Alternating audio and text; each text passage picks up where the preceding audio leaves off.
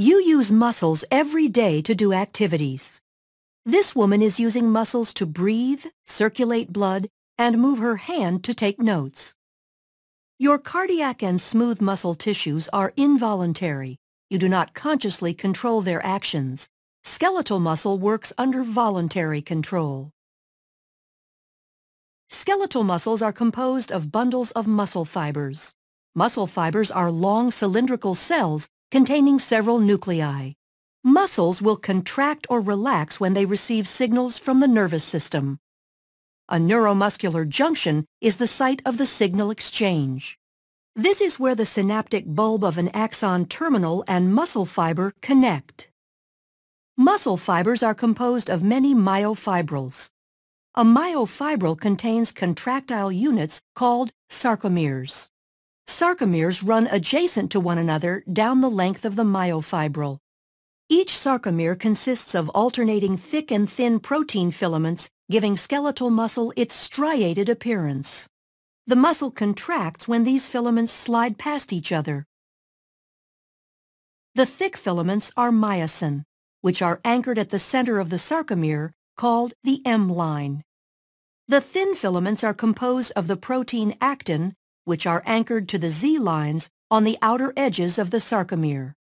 Because the actin filaments are anchored to the Z lines, the sarcomere shortens from both sides when actin filaments slide along the myosin filaments. Although the action between the filaments is described as sliding, the myosin filament actually pulls the actin along its length. The cross bridges of the myosin filaments attach to the actin filaments and exert force on them to move.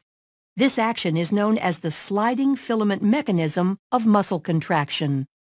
In this model, the sarcomeres shorten without the thick or thin filaments changing in length. A contraction begins when a bound ATP is hydrolyzed to ADP and inorganic phosphate. This causes the myosin head to extend and can attach to a binding site on actin, forming a cross bridge. An action called the power stroke is triggered, allowing myosin to pull the actin filament toward the M line, thereby shortening the sarcomere. ADP and inorganic phosphate are released during the power stroke.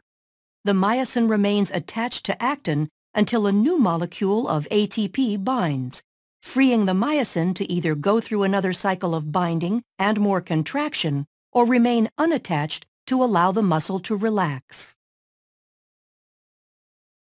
Muscle contractions are controlled by the actions of calcium. The thin actin filaments are associated with regulatory proteins called troponin and tropomyosin. When a muscle is relaxed, tropomyosin blocks the cross-bridge binding sites on actin.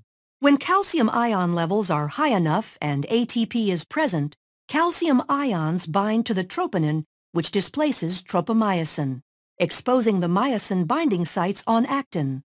This allows myosin to attach to a binding site on actin, forming a cross bridge.